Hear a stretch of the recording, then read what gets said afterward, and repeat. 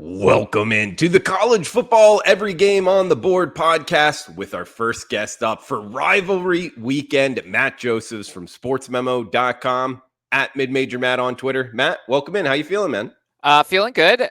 Doing the show from my childhood bedroom. So if you notice the little lockers, that's from, when I was a child and we wallpapered the room with them. But yeah, feeling good, Drew. Good, man. Where's your location actually at? We are outside of Philadelphia. So I'm at my parents' house. We're here till Friday or so, and we're looking to hopefully dispatch some winners. Absolutely. Some outside of Philadelphia and coming to you live from Atlanta, Georgia. Guys, we are hitting every single game on the college football board for this weekend from Thursday through Saturday night, going down in rotation order for the segments. We did split them up, so we put like each handicapper that we have with their more of their strengths in the games we're talking. So Matt's section here is rotation number 165 down to rotation number 196. If you go to the WagerTalk live odds screen, you click on college football. Those are the games we are talking right now. We will also bring in Tony Mejia, Kelly Stewart, and Steve Merrill to talk the rest of the slate of the games. But let's start off here, Matt. 165, 166. 12 noon Eastern start on Saturday. New Mexico State and Liberty, right up your wheelhouse here. We get 51 being the total, minus 24. That's the Liberty Flames at home. So I really wonder what where their head's at right now. Of course, if you go back a couple of weeks ago, they beat Arkansas and they get that huge win. And of course, there's the natural letdown in the game after because they had Virginia Tech last week and they lost at UConn. And then they come home and it's a huge game because Virginia Tech doesn't come often to Liberty and they lose that game too. And, look, obviously they've got a bowl game. They've got, a bright future. But this quarterback issue that they've had with Salter and Jonathan Bennett and those guys aren't necessarily great. So I don't know where their head's at. The problem is you've got this last game of the season. You've got New Mexico State making this massive travel here to Liberty. They're coming off the loss at Missouri here. I don't know where New Mexico State's head's at either right now. It feels like this would be one of those things where like, oh, yeah, let's just kind of go through the motions here. So this game was kind of an easy pass here because I just don't know where either team's head's at. I expect Liberty to win, but I don't know if they're going to win by margin. Good start here, Matt, as we talk Central Florida and South Florida up next. The war on I-4 heading to the Sunshine State. 167, 168, 7 o'clock Eastern kick. UCF at USF. We're seeing the UCF Knights off of that surprising loss to Navy. Minus 19-point away favorites, 68 being the total in Raymond James Stadium. Yeah, one of my wins last week, I had Navy plus the points last week and was pleasantly surprised that they won the game. I didn't expect them to win, but look, this is a huge rivalry game. You know more than I do that this is a huge rivalry game between the two. It was a really odd. Now, look, obviously, I know UCF had quarterback injuries and things like that, but it was a really odd 17-13 game last year. UCF has a small shot to win the AAC title game or make an appearance to the title game if Houston loses, so they're going to be highly motivated. Not to mention it's also a rivalry game. We saw USF's offense play well last week at Tulsa, so I think we're going to get some movement from them as well, even though they're on, I believe, their third or fourth string quarterback. They've had a lot of injuries there. Kind of like the over here, Drew. I think there's going to be a lot of points, and I don't think UCF's one of those teams, Drew, that minds putting up a little bit of extra points on their rival here. I could see like a, 48-24 type of game here. A lot of points being scored by both sides. Obviously, you're closer to this than I am. What do you think about the over here? Watch the weather a little bit throughout the South this whole weekend, guys. Looks like there's a storm coming through Texas, Mississippi. I'm not sure if it's going to affect Tampa all that much, but I get your sentiment. I mean, yeah, Gus Malzahn given the opportunity to run it up on his opponent, and USF, I mean, they can score and they don't really stop a whole lot of people. I'm not looking to bet this under by any means unless we get like more than 25-mile-an-hour winds projected in Tampa, Matt. But the war on I-4, always a good one, or usually a good one anyway, competitive game. So not 100% enamored with laying near 3 touchdowns with UCF, even though they got a shot to win the AAC in their last year there before heading to the Big 12. We got next game up here, ECU and Temple, not far from where you're talking right now, Matt. 1 o'clock Eastern on Saturday. We're seeing the Pirates minus 10, maybe as high as minus 12, actually. So depending where you're shopping here, guys, 50 being the total, ECU at Temple, Matt. Yeah, I mean, this is another game. Look, it's not going to be much of an atmosphere. It's not going to be well attended. I was actually going to go to the game if I was staying this weekend, but unfortunately, I have to go back to Richmond for their playoff game tomorrow. Excuse me, Saturday. The Owls have kind of shown a little bit of a spark towards the end of the season here, although they kind of got extinguished a little against Cincinnati. We know the one thing that Temple does kind of well is play a little bit of defense here, and I don't know where ECU's head's at. They had the late bye week, and they've lost 2 straight since. They lost 42-3 to Houston in their last game. ECU beat them by a lot of points here, 45-3 last year. A small part of me wants to take Temple if I can get, the 12 here. But then again, I'm also relying on on an offense that's been very hot for a couple weeks and then very cold for the majority of the season. It's probably an easy pass here, but I would kind of lean to Temple a little bit at that number. We got Kent State and Buffalo, a little action on Saturday, 171, 172, 1 o'clock Eastern kick here. Buffalo, the Bulls, -4 to as high as -4.5. Most of those hooks in Las Vegas. 53 being the total. Interesting handicap here. Kent State, a lot of the supposed bigger bettors in Las Vegas wanting to bet on Kent State. Lost a lot of money. Now it's the last, game of the year here in Buffalo at home, laying 4. Interesting handicap. Anything in the MAC, Matt? Yeah, and for this one, a little bit of wind. Looks like about 12 to 16 mile per hour winds. Now, of course, I don't know necessarily which way it goes with regards to the stadium and things like that. Obviously, you're getting Buffalo off of the postponement last week. I was very disappointed, Drew. We could have had our true action in 6 feet of snow, and they decided not to play that game. Buffalo's playing for bowl eligibility. I expect a good effort from Buffalo. Now, the one interesting thing that's not really as interesting is that they did reschedule the Akron game for Friday next week. It's not going to matter because of the fact that Ohio won their game, so it's going to be a Toledo-Ohio MAC championship. I kind of like the Buffalo here, Drew. I mean, Kent State, as you said, they're down the stretch. They have not been very good. Their defense is certainly not very good. Buffalo's team total's 29.5. Might be a little bit interested there, although the win kind of scares me off that. But I definitely think the Bulls are going to win this game. They're going to be more motivated as they try and get some bowl eligibility on the line.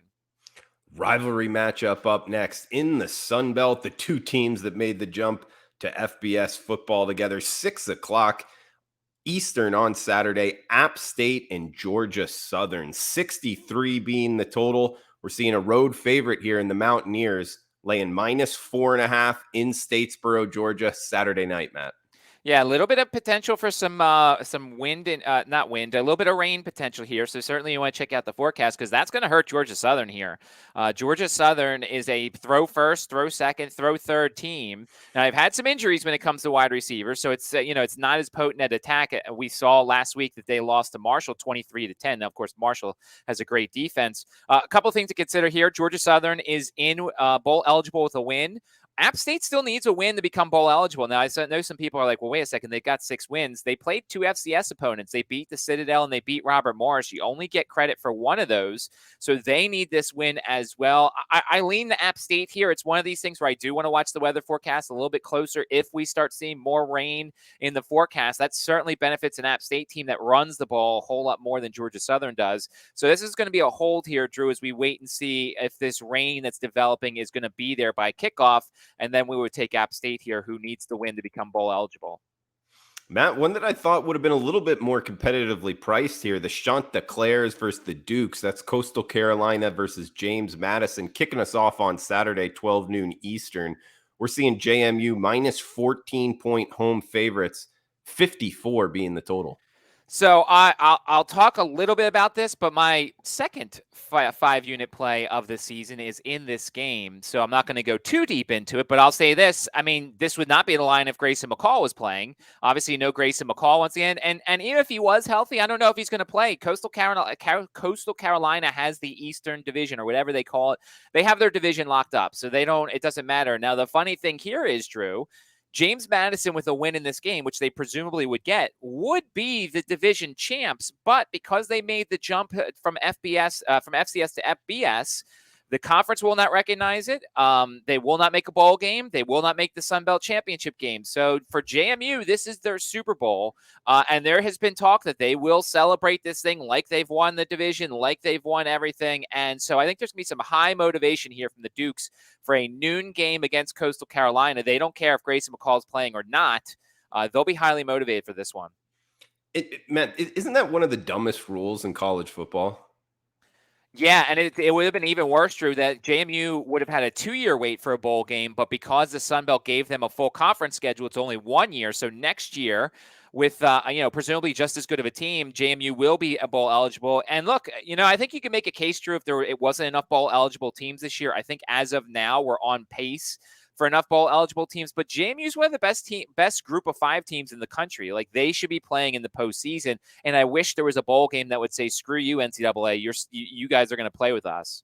I know. I remember this happened to Georgia Southern when they made the jump up and they didn't go to a bowl game. And I think they were like undefeated in the Sun Belt, something like that. But it's just one of those rules. It's like, why does it even exist? You know what I mean? That transitionary, like 1 year or 2 years in some cases, making the jump from FCS to FBS. You heard Matt there talk about his play, his 5% play up at sportsmemo.com. Guys, he's the #1 college football handicapper at Sports Memo. So the most profitable, also the most profitable in the last 3 seasons. He's 89-54 so far in college football and profitable in each of the last 3 seasons. So go check him out.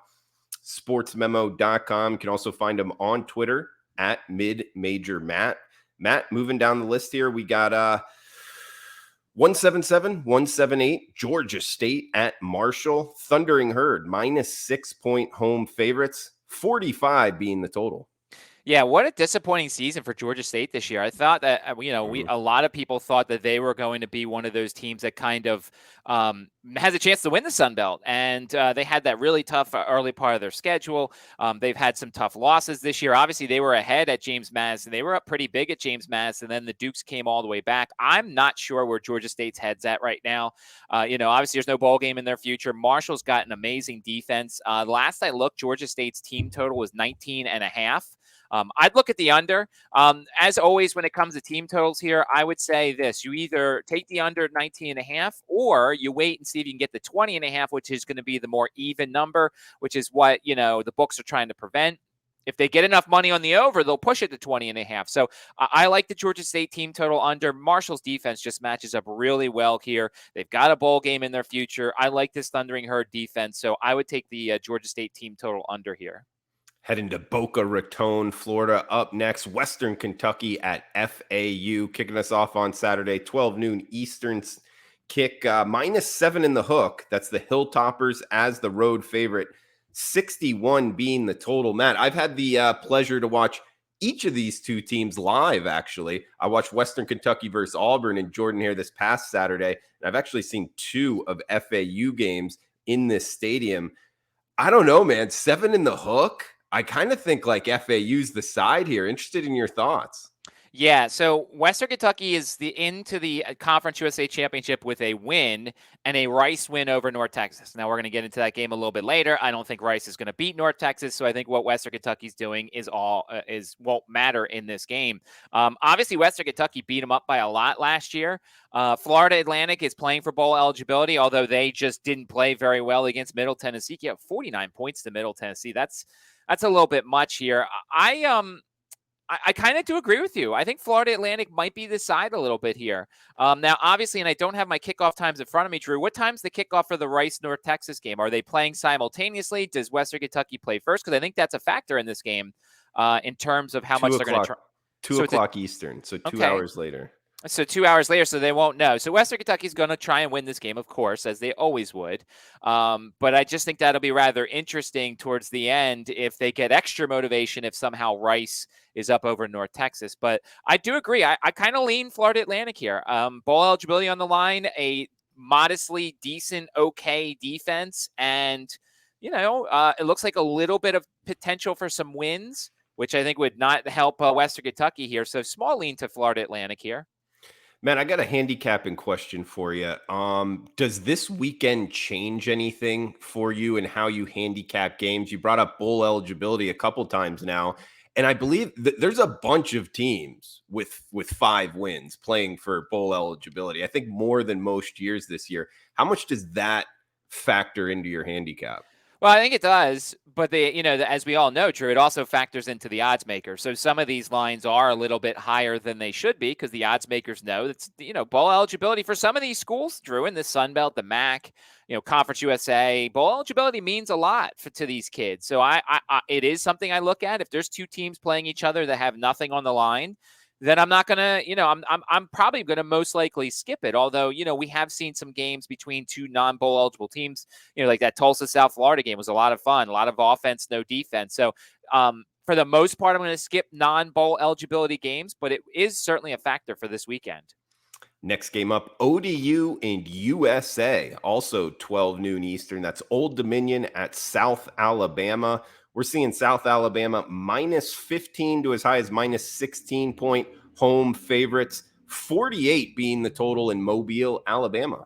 South Alabama needs a win and a Troy loss, and they get into the title game. They would play Coastal Carolina. South Alabama's got an awesome defense. ODU's kind of mailed things in a little bit last week. I won on the ODU team total under because they don't have Zach Kuntz, their tight end. They don't have Allie Jennings, one of the best wide receivers in the country. Hayden Wolf is going to be under pressure here. I was a little nervous because App State gave a couple late touchdowns to make that thing at least interesting. We're getting the same 16.5 number here for Old Dominion. I'm going back to the well once again, Drew. I'm going to take the under for Old Dominion. Another legit defense here in South Alabama. South Alabama is motivated to win this game, and I just think the Monarchs are going to kind of whimper out the rest of the season. So give me under 16.5 points for ODU this weekend. All right, a little team total under Akron, the Zips at Northern Illinois for some more action here. 183, 184, the rotation number, 130 Eastern kick, 53 being the total. We're seeing the Huskies minus 10.5-point home favorites against the Zips. Yeah, and here's the thing I don't know how to guess, Drew. Akron hasn't played in 2 weeks. They have not played since November 8th. So, and it's a team that obviously has they have no bowl eligibility. They have no future, essentially. They have 1 win on the season.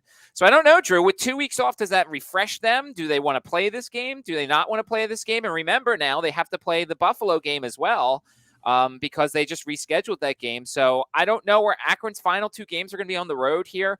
Northern Illinois coming off the tough loss to Miami, Ohio in last week. Northern Illinois is the better team. I don't like the Cremascoli kid who is their quarterback. He got very lucky last week against Miami, Ohio, had a bunch of open passes and things like that. It's 2 ugly teams here, Drew. If you had to guess, how do you think motivation-wise, after 2 weeks off, Akron looks at this game? Are they ready to end the season, or are they ready to play spoiler here? I mean, it's one of the two. I don't see it in the middle. I would venture to go on the side of they're ready to play and come out, just the positivity in it. But at the same time, it could be one of those, let go of the ropes. And Matt, I actually missed that. They did reschedule the Buffalo Akron game. So what are they going to do with the MAC championship game? Well, Ohio won. Ohio won. I think that's one of the reasons why they're rescheduling the game is because it doesn't matter. But obviously that you would think that was one reason not to reschedule it, but it is Ohio and Toledo in the MAC championship game. So, we'll say motivation will be certainly key in that game. I don't know how to kind of handicap both sides of that thing. We got Minnesota and Wisconsin up next. 36 being the total here, Matt. -3. That's the Badgers at home. And Wisconsin and Minnesota. What is this for the old Oaken bucket? It's something. I know that. It's got a name. They love their trophies. I think it's funny. The Big Ten has like the most random trophies for everything. It's just funny because they're like, oh, we're fighting for a tin soldier. We're fighting for one of those little soldiers that you go and you purchase, or we're playing for the old Hess truck from the gas station. It's just I feel like every game in this conference is for something. Good God. If you're betting this game, you're a sicko. I mean, if you look at last week, Minnesota lost 13-10. I had the team total under for Minnesota. That hit. And then Wisconsin beat Nebraska 15-14.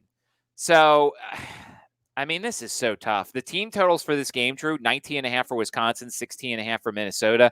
I was not impressed, but I was semi-pleased with what I saw from the freshman kid from Minnesota at quarterback. He replaced Tanner Morgan. I don't know what the quarterback race will be next year for Tanner Morgan's 27th season in college football. If they're going to let this kid start, I know he's not coming back next year. I'm making a joke. You got to pass on this one. It's going to be cold. It's going to be miserable. It's two teams really not playing for anything. There's probably not going to be a lot of points, as you just said. So, yeah, you got to pass this one. It's I looked it up here. It isn't the Oaken Bucket, Matt. It is Paul Bunyan's axe. Okay. Yeah. Next game up, the game, Michigan and Ohio State, two playoff teams if the season were to end today, 187, 188. Also kicking us off on Saturday, 56 being the total, -7 in the hook. There is a couple -8s out there. That's the Buckeyes and the Horseshoe. And obviously for this game, you need to know, it's funny because last week, both of these teams had the similar letdowns in terms of, in terms of how they played. The Illinois game, they very easily could have lost. And it was a really stupid end for Michigan. How they left Illinois any time to get the ball back. That third down play, they probably should have waited as long as possible. And then, at fourth down, kick the field goal with like 8 or 7 seconds left, but they didn't. Illinois didn't win. It didn't matter. The thing for Michigan here, Drew, is if Blake Corum, who has said he'll be back, which of course you're going to say that, and then Donovan Edwards is also limited. And if Michigan doesn't have their top 2 running backs, their passing attack is okay. I don't like, J.J. McCarthy to try and win games for them. You've got an Ohio State team that's defense is a little lax. They gave up 30 points last week to Maryland. I'll pardon them a little bit for that because they probably weren't focused for that game. It'll be interesting to see who else is available for Ohio State, Drew. So this is one of those things where I don't think we're going to get injury clarity before kickoff. It's going to be one of those things where, like, at 10 a.m., some guy comes out and says, Blake Corum's not playing, Donovan Edwards is playing, whatever. But, like, to me, if Michigan's going to be without their top 2 running backs in this one, I kind of lean to the home team in this. Like it, Matt. Staying in the Big Ten, another trophy game as we got Illinois and Northwestern playing for the Land of Lincoln trophy. Illinois at Northwestern, 3:30 Eastern. The Illini -14 in the hook as the road favorites, 38 being the total here, Matt. Well, I want to address this for 1 second. So I got a comment from one of the people who follow the show that they don't love the fact that I kind of throw out double-digit favorites on the road. I mean, it's my style. It's whatever style. Everybody has their own thing. Now, I appreciate the person for watching, but it's just one of those things. Like, I'm not going to take Illinois here. Back doors are open frequently on the road. Plus, Illinois came off a really tough loss at Michigan. And, obviously they're better than Northwestern, but this is Northwestern's final game. They're home. I'm guessing there'll probably be a lot more Illinois fans there. Northwestern's offense is hideous. Their team total's 11.5. But, like, if I want to throw out double-digit favorites on the road as things I don't handicap or don't want to play, like, that's my personal style. I just thought that was interesting. Someone pointed that out, Drew. I mean, it could sound like an Illinois home game here, but where's the Illini's head after such a tough loss to Michigan? We know that they've had such a really good season. If the defense shows up, Northwestern may not score. Remember, last week we saw the Northwestern third-string quarterback in this game. So there's not a lot of reasons to play Northwestern, but I'm certainly not playing Illinois after what happened last week. Heading to the Conference of Champions up next, 4 o'clock Eastern, 1 o'clock Pacific, 191, 192, Utah at Colorado. Utes -29.5, 52 being the total in Boulder. So I think last week a lot of people liked Colorado, or some people liked Colorado, because they thought, okay, Washington coming off the huge upset. In between that and the Apple Cup, they'd probably let down. Colorado will give a decent effort. Of course, Washington won the game 54-7. Colorado is really bad. Really bad. And Utah coming off the loss at Oregon, like, that hurt their chances for the Pac-12. Now, if Utah wins and Oregon loses and Washington wins and UCLA wins, then Utah gets in. Chances of that happening, probably not very good. Once again, Drew, I'm not guessing motivation here. Utah's going to win this game, but are they going to win it by margin? Are they going to win it by 4 touchdowns? The one thing I might be interested in, and it's not going to be out yet, it might be out game day, is what's Utah's team total? Colorado's defense is terrible. Even a half-motivated Utah could probably put up 40 points on Colorado. If the one thing I would consider here is maybe the over. with Utah doing most of the work. Problem is, if Colorado doesn't give you anything, can they carry the whole total themselves? I'm not sure. That's my one worry here. But the only thing I'd kind of look at is here the Utah team total over when it comes out, or the game over, because I think Utah's going to do a lot of the heavy lifting here. Matt, next game up, heading to a battle, in-state battle of Texas, Rice and North Texas. We previously mentioned it here. Important in Conference USA. 59.5 being the total. This is one of those games that got smashed to the under by 4 points here from the opener due to a little bit of wind projected in the Lone Star State. -2 touchdowns. That's the mean green. -14 pretty much across the board here, Matt. Yeah, I find that interesting that this is happening because, North Texas would love to run it. They're a run-based team. Rice's offense is, I don't even know what you could say about Rice's offense. I'm kind of looking at the precipitation here. I mean, the morning's going to be miserable. The wind, it's funny because the rain will be there in the morning, and then the wind will be there in the afternoon and the night. So it all depends on how you kind of handicap rain and wind. But like North Texas runs the ball a lot, so I don't think it would matter for them. Win and they're in the conference championship game. Rice is into a bowl game with a victory here, although I thought I saw one projection that had them get a bowl even with 5 wins. I think North Texas wins this game. Rice is all over the place. They're coming off a tough loss at UTSA. That shows me they're not ready for the next step up. Of course, with wind in the forecast, maybe there becomes a little bit more value closer to kickoff on North Texas, but I like North Texas to win this game. We got BYU and Stanford up next. We are seeing the Cougars of BYU -6.5 point road favorites, 57.5 being the total on the farm.